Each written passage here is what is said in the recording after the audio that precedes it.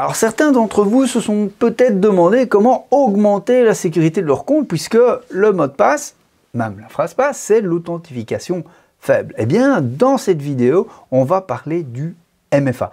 Alors le MFA, ça n'a rien à voir avec le MMA qui met KO votre adversaire. Le MFA, lui, il va ralentir doucement l'agression potentielle à votre identité numérique. Alors, mais c'est quoi le MFA? En fait, ça s'appelle Multi-Factor Authentication en anglais dans le texte. Et en français, c'est authentification multifacteur. Alors non, spécialement pour Tati, ça n'a rien à voir avec la poste. Non, non, non. L'authentification multifacteur, c'est le fait de rajouter une deuxième authentification sur votre compte. Donc, par exemple, vous avez votre compte Facebook ou votre compte Gmail, vous mettez votre login, votre mot de passe, et puis vous allez devoir entrer une deuxième authentification. C'est pour ça qu'on appelle ça l'authentification multifacteur, parce qu'il y a deux authentifications pour rentrer à l'intérieur de votre compte. Donc que ce soit votre machine, que ce soit votre compte Facebook, Instagram, LinkedIn et ainsi de suite, logiquement, la majorité, j'ai bien pas tous, devrait proposer l'authentification multifacteur comme deuxième étape. En gros, c'est comme si vous aviez donc deux clés pour ouvrir votre maison ou votre voiture. D'ailleurs, ça aussi, vous pouvez faire, hein, deux clés pour votre maison au niveau sécurité physique. On va aussi parler dans cette vidéo de ce qu'on appelle donc le MFA, le 2FA, le 3FA, l'OTP, l'authentification en deux étapes. Bref, cette vidéo va vous permettre d'aller un peu plus loin dans votre authentification multifacteur. Alors, pourquoi c'est bien de mettre du multifacteur sur son compte Facebook ou éventuellement sa boîte mail et même sur son ordinateur? Donc, c'est possible de mettre de l'authentification multifacteur aussi sur des machines. Eh bien, ça permet que si quelqu'un connaît votre mot de passe, par erreur ou même par méchanceté, il ne va pas pouvoir aller se loguer sur votre compte. Deux yeux aussi, il faut savoir qu'il y a de plus en plus de fuites de données, il y a des petits systèmes qui permettent à des malins d'aller rechercher vos mots de passe sur Internet. Donc, si vous avez le login, le mot de passe, plus l'authentification multifacteur, ça va déjà limiter le risque. Attention, la sécurité 100% n'existe pas. Sachez aussi que quand vous utilisez des Wi-Fi pourris dans les hôtels, voire dans les fast-food, voire les Wi-Fi gratuits, méfiez-vous, on va faire une vidéo spéciale là-dessus, parce qu'on pourrait découvrir vos logins et vos mots de passe. Donc en gros, si vous utilisez l'authentification multifacteur, vous allez limiter le risque qu'on puisse aller sur vos comptes. Alors, on récapitule. Quand on parle d'authentification multifacteur, on va d'abord parler du premier facteur d'authentification qu'on a vu juste avant, qui est le couple login, phrase passe, d'accord, voire user, email et la phrase passe, d'accord. Ça, c'est la première chose à choisir, c'est le premier facteur d'authentification. Et on a le deuxième qui va être, par exemple, la réception d'un code par SMS, voire éventuellement le fait d'aller appuyer avec votre pouce, celui-ci, aller appuyer sur une application qui va vous permettre de vous loguer à votre compte, ou éventuellement aller taper un petit code, voilà, un code à 4 chiffres, 6 chiffres en fonction, et ça va vous permettre de rentrer sur votre compte. Alors attention pour les puristes, pour le SMS, ça commence à être déprécié depuis déjà 2015 par nos amis américains, le NIST, vous irez voir pour ceux qui veulent aller plus loin. Donc forcément, évitez les systèmes d'authentification avec le SMS, privilégiez l'authentification, ce qu'on appelle OTP, voilà ce que ça veut dire, et utilisez une application en plus. Donc vous avez compris, on couple des facteurs.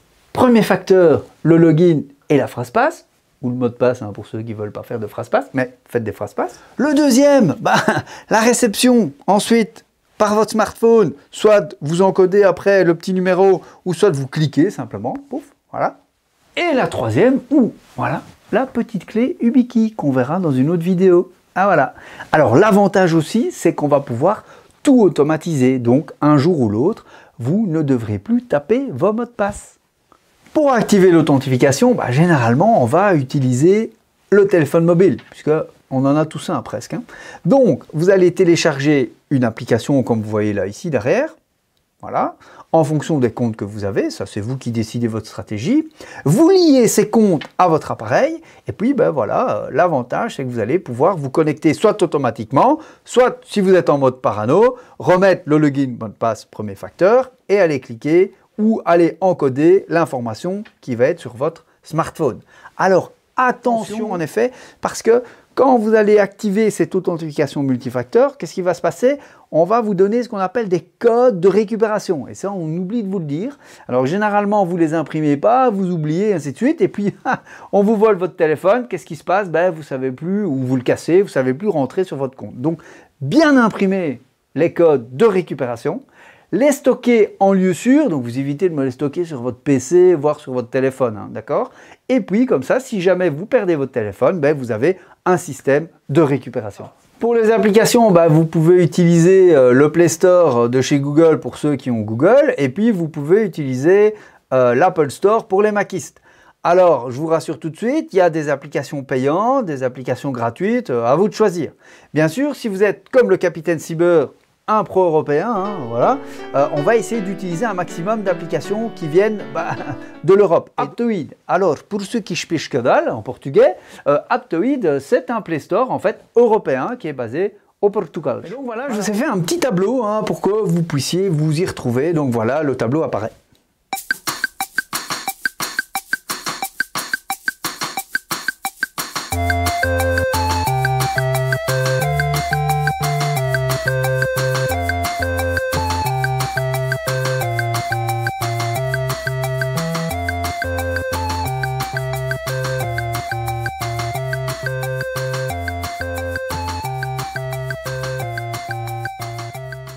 Le deuxième principe, c'est la possession. Alors, certains d'entre vous ont peut-être acheté un sabre laser, mais bon, ça ne sert à rien.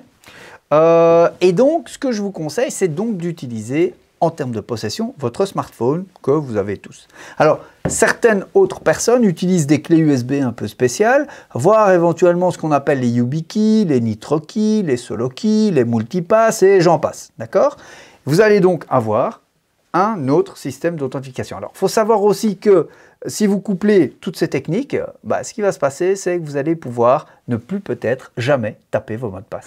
Troisième principe sur l'authentification, la reconnaissance. Alors, ça va être quoi? La reconnaissance faciale, vocale, le pouce éventuellement, la rétine, voire l'empreinte palmaire. Voilà, bon, maintenant, le désavantage, c'est que si on vole votre pouce, faudra en racheter un. Vous avez donc la possibilité de croiser toutes ces techniques, à savoir petit moyen mémotechnique, la mémoire, la possession ou la reconnaissance.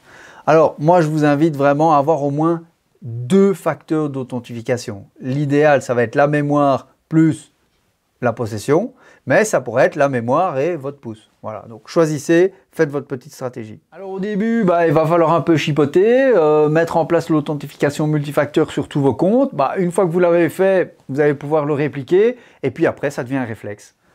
Donc le MFA, il faudra bien imprimer vos codes de récupération au cas où vous perdiez votre téléphone ou on vous le vole, d'accord? Parce que sinon, vous allez avoir du mal à rentrer sur votre compte. Donc ça, j'insiste bien sur l'impression des codes de récupération, le stockage en sécurité de ces codes, bien sûr, et puis d'imaginer que quelque chose de pas bien vous arrive et savoir comment vous allez vous en sortir. Voilà, la capsule est finie et donc je vous invite à relire la petite checklist que j'ai fait pour vous.